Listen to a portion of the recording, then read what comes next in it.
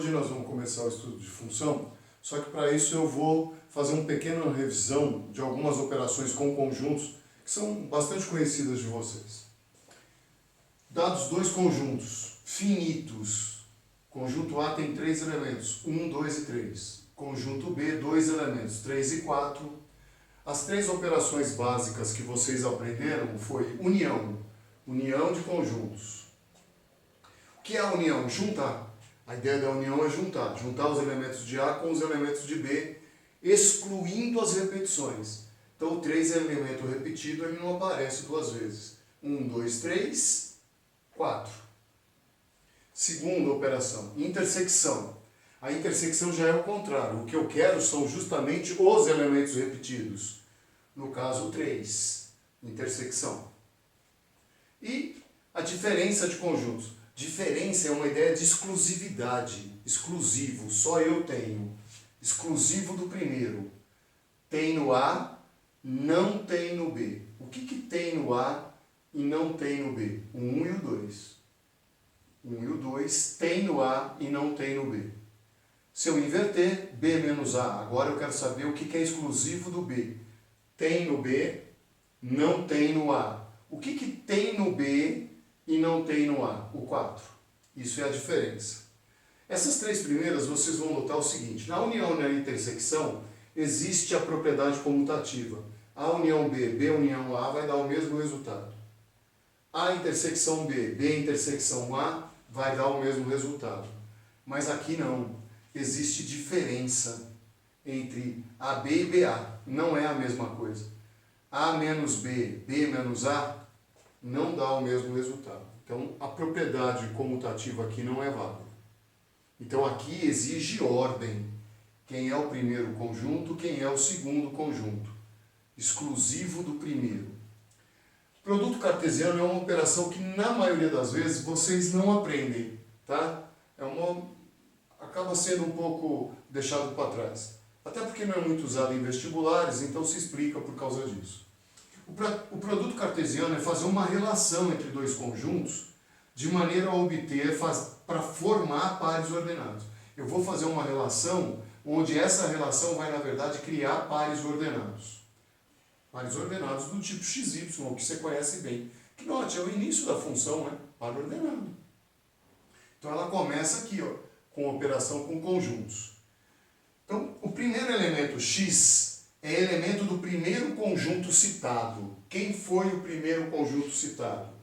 E esse primeiro conjunto vai ser chamado de domínio.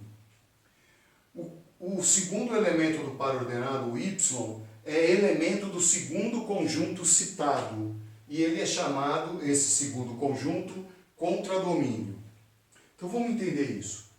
Produto cartesiano, ó, o símbolo é símbolo de vezes porque chama produto. Mas eu não vou multiplicar ninguém, por favor. Nós vamos fazer par ordenado. Então, produto cartesiano A vezes B. Primeiro conjunto citado é o A. Então, ele é o domínio. Ele é o primeiro conjunto citado. Segundo conjunto citado é o B. Contradomínio. Então, o x vem do primeiro. Esses são os valores de x. Conjunto A. O y vem do segundo conjunto. O y vem do segundo. Então, esses são os valores de y. E aí eu formo um par ordenado. Ó lá. 1 com 3, 1 com 4. Depois, 2 com 3, 2 com 4. Depois, 3 com 3, 3 com 4. Tá aí. Esse é o produto cartesiano. Se eu inverter, produto cartesiano de B vezes A, agora o x vem do B. O domínio agora é o B. O primeiro conjunto citado é o domínio, que agora é o B. Então, o B agora passa a ser domínio. Então, vai ser B e o Y vem de A. 3 com 1. Olha lá, o primeiro vem do B. 3 com 1. 3 com 2. 3 com 3. Entenda como se estivesse numa linha reta, tá? Porque o quadro é pequeno. Depois, 4 com 1, 4 com 2, 4 com 3. E se vocês analisarem os dois, ó, 1 e 3, lá é 3 e 1. Então aqui, A vezes B também não é a mesma coisa que B vezes A. Então, no produto cartesiano também não existe propriedade comutativa. Eles são diferentes, eles dependem da ordem. Quem é o primeiro? Porque o primeiro representa x. Quem é o segundo? Porque o segundo é representado por y. Tá ok? Guardem bem isso, porque nós vamos precisar ampliar essa ideia um pouco em seguida agora, tá bom? Então, pessoal, vamos retomar lá. Lembre-se, né? Nós tínhamos feito o conjunto finito, 3 elementos, conjunto finito, B, 2 elementos. Tínhamos feito A vezes B, produto cartesiano entre A e B, seus pares ordenados. Produto cartesiano de B vezes A, seus pares ordenados. E presta bem atenção, eu tenho exatamente 6 pares ordenados, só. São 6 pontos no gráfico, só 6, tá? Vou fazer essa primeira aqui, ó, em vermelho. Vou passar para o plano cartesiano. O produto cartesiano, vou passar para o plano cartesiano, que vocês conhecem bem, né? Abscissa x, ordenada y. Abscissa, ordenada. Abscissa representa x, ordenada representa y. Então vamos lá para os pares ordenados. Lembre-se, o primeiro valor é x, o segundo valor é y. Então é 1 com 3. Então, eu vou juntar o 1 com o 3. Primeiro ponto do nosso gráfico. Depois 1 com 4. 1 com 4. Depois 2 com 3. 2 com 3. 2 com 4. 2 com 4. 3 com 3. 3 do x, 3 do y. 3 com 4.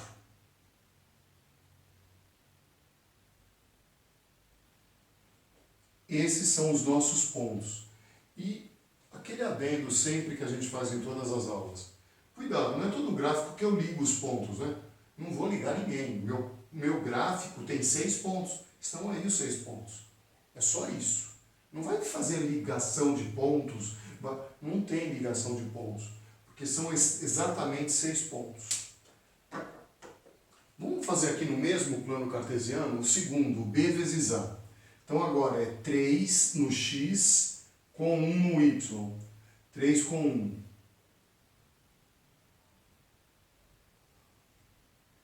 3 com 2. 3 com 2.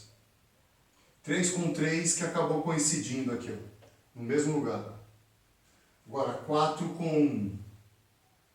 4 com 1. 4 com 2. 4 e 2. 4 e 3.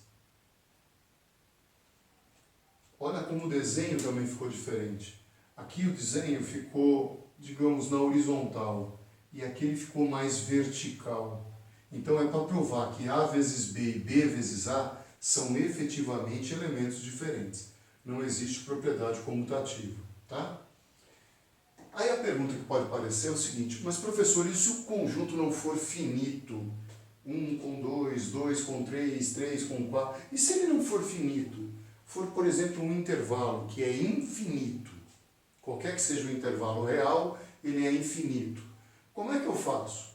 A ideia é a mesma. Eu te dei um conjunto infinito, um intervalo. O intervalo é um conjunto infinito, que vai do 1 aberto em 1, fechado em 3. Eu te dei o conjunto B, fechado em 2, aberto em 4.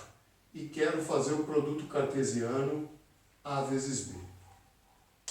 Esse produto cartesiano aqui vai ser impossível eu fazer na forma explícita, ponto por ponto. Não tem condição de eu fazer. Por quê? Porque é infinito. Como é que eu vou fazer infinitos pares ordenados? O primeiro, o segundo, o terceiro, o quarto, o quinto, o sexto, o sétimo, o oitavo, o nono. Não tem como fazer.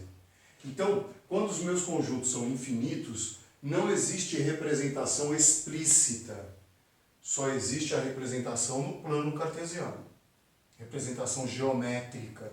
Alguns representação gráfica, que no futuro vai ser a representação gráfica. Mesma história, né? Abscissa é x, ordenado é y, e você vai marcar primeiro, ó, os valores de x vêm de A, que é aberto em menos 1, ó. O 1 tá em 1, desculpa, aberto em 1. Tá aqui o 1, ó. Vocês aprenderam a fazer assim, quando é aberto, põe uma bolinha vazia. Aberto. Fechado em 3. 1, 2, 3. Fechado em 3. Fechado. Significa que eu posso usar? Não posso usar. Esse é o intervalo que eu estou usando no x, ó. Eu quero todos os pontos cujo valor de x esteja aqui. Serve para baixo, serve para cima, pensando só no x, hein? Qualquer um, tá? Como é que eu represento isso? Assim, ó. Eu faço uma reta tracejada.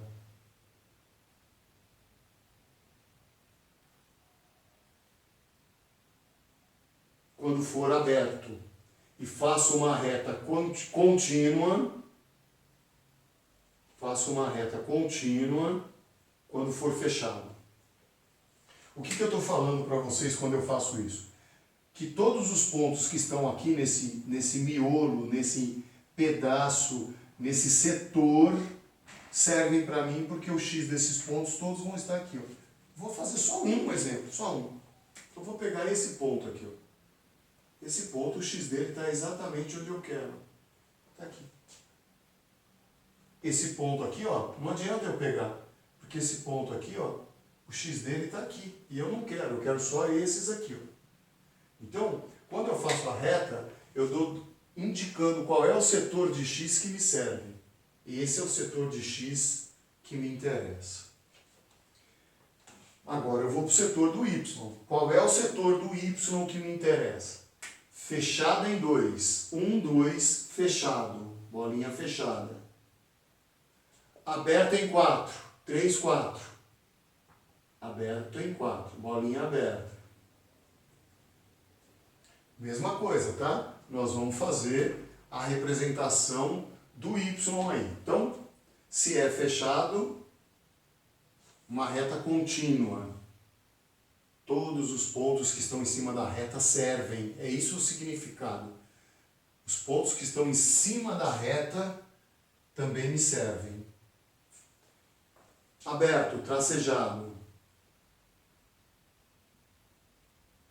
Significa que os pontos que estão em cima dessa reta não servem para mim. E qual é o setor que atende às duas? Ó, o setor que atende essa exigência, a exigência azul, vamos dizer assim, e, ao mesmo tempo, a exigência vermelha. O setor que atende às duas exigências é esse setor aqui, ó.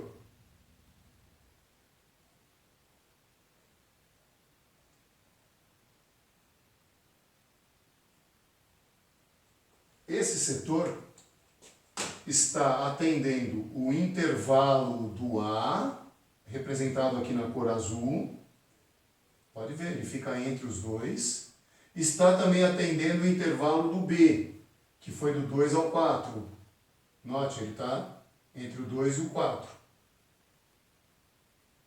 Esse setor são os pontos cujos pares ordenados estão aqui.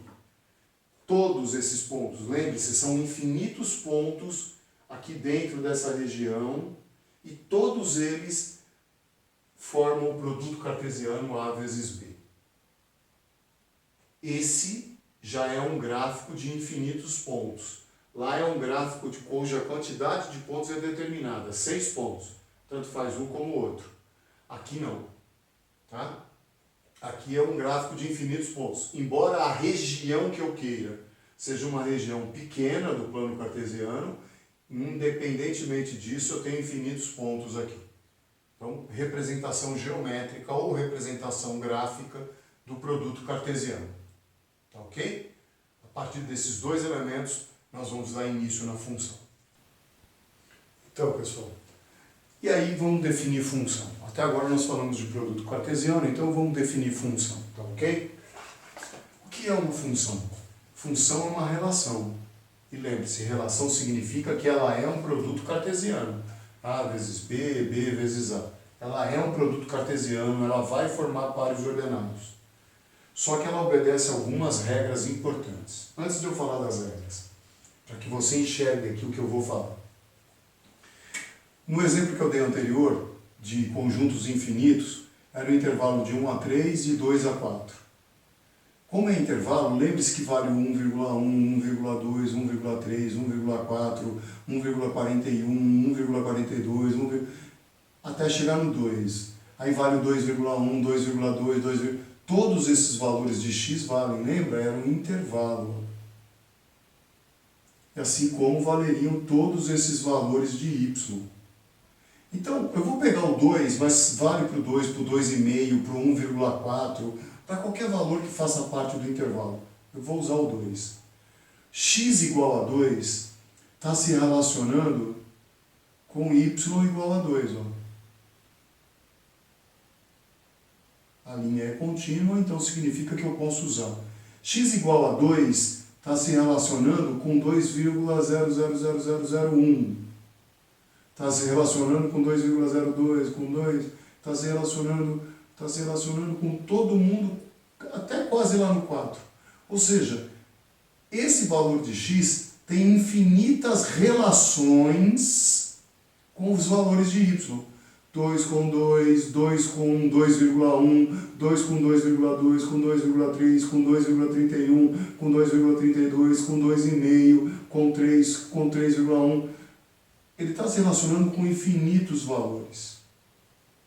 Tá certo? E assim todos os outros. Quando eu pegar o próximo 2,0001, ele vai estar se relacionando com infinitos valores, que são todos os pontos desse retângulo.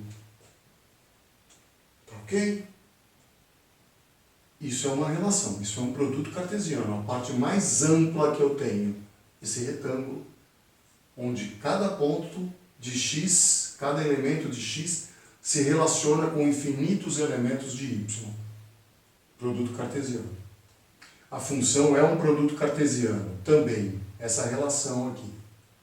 Só que ela obedece 3 regras principais.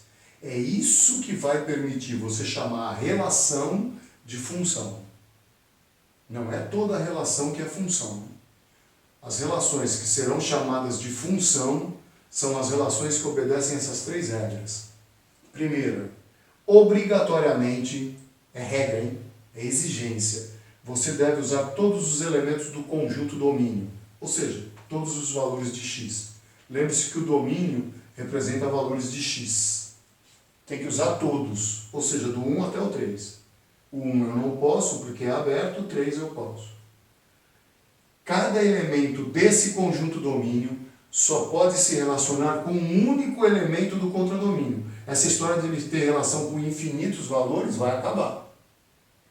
Cada valor de x, domínio, só pode se relacionar com um único y, contradomínio. Só. Se ele se relacionar com mais de um, com 2, com 3, com infinitos, já não é mais. Volta a ser uma simples relação.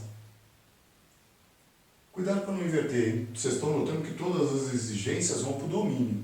Usar todo o domínio. Você não é obrigado a usar todo o contradomínio. Não é exigência.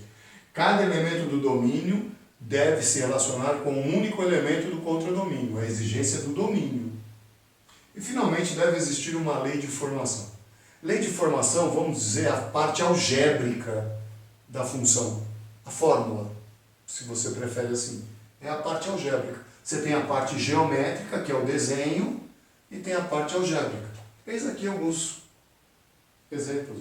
Isso é uma lei de formação. O y, o valor de y, contra domínio, é dado por 2 vezes o valor de x, domínio, mais 1. Esses são exemplos de lei de formação. Tá? Bom, vamos para um primeiro problema nosso. É o problema de linguagem. Imagine que eu te dê essas 3 funções. Essa aqui é a função de primeiro grau, essa aqui é a função do segundo grau, essa aqui é chamada de função exponencial, porque a variável está lá no expoente. E pergunte para você, ô pessoal, qual que é o valor de y quando x for 1? Quando x for 1. Aí, primeira pergunta que pode aparecer por parte de vocês, e uma pergunta correta, cabível. Professor, em qual das três você quer que eu faça isso? Na primeira, na segunda, na terceira? Você quer que eu faça isso nas três? Em qual que você quer que eu faça isso? Então eu tenho um problema de linguagem. Porque se eu fizer essa pergunta aqui, ó, você vai me perguntar também de volta. Qual delas, professor, que você quer? Tá certo? Primeiro problema, um problema de linguagem. Primeiro. Tá certo? O segundo, escrever muito. Porque olha bem, eu vou ter que aumentar isso. Eu vou ter que escrever assim. Vá na primeira função e determine o valor de y quando o valor de x for 1. Olha o texto que vai ficar isso. Para uma coisa tão simples. O texto vai aumentar. E aí nós criamos uma linguagem chamada linguagem f de x. Que alguns de vocês que já tiveram contato com ela acham uma coisa super difícil, não entendo isso. A linguagem f de x é só para eu poder me referir a cada uma dessas aqui de uma maneira mais direta. Então, essa primeira função, por exemplo, o y, esse personagem da função, personagem y, agora eu vou chamar de f. Então, o ator que está fazendo o papel de y agora é o f. F. Esse f é meu y.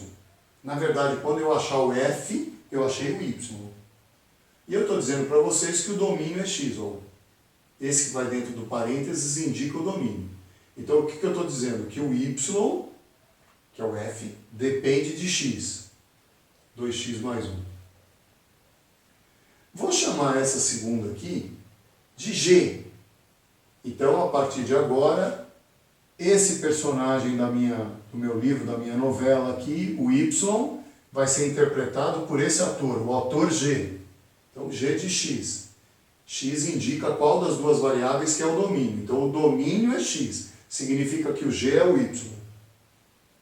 É x ao quadrado menos 2. X. E, finalmente, essa terceira aqui eu vou chamar de h. h de x. Então, quem está fazendo o papel do personagem y aqui é o ator h. h é o y. Como é que eu sei? Porque ele está dizendo que o domínio é x. Ó. X é o domínio. Então, h só pode ser o y. E olha como vai ficar fácil fazer a pergunta agora. Lembra como eu falei que ia ficar o texto longo? Eu falei que ia ficar assim o texto. Vá na primeira função e determine o valor de y quando o valor de x for 1. Vá na primeira função e determine o valor de y quando o valor de x for 1. Esse vai ficar o texto. Com essa nova linguagem. Olha como é que fica fácil. Eu vou escrever assim.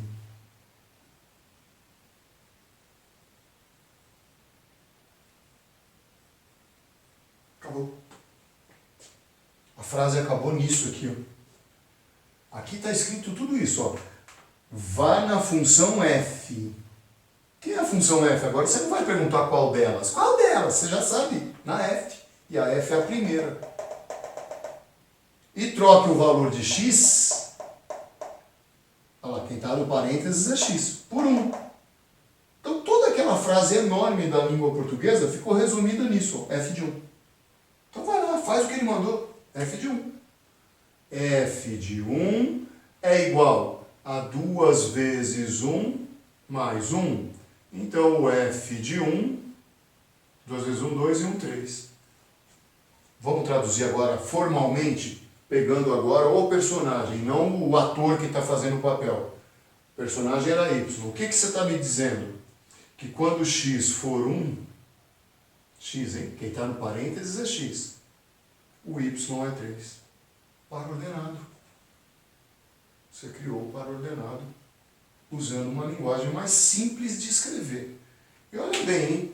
Eu posso agora fazer qualquer coisa com vocês. Eu posso falar para vocês assim, calcule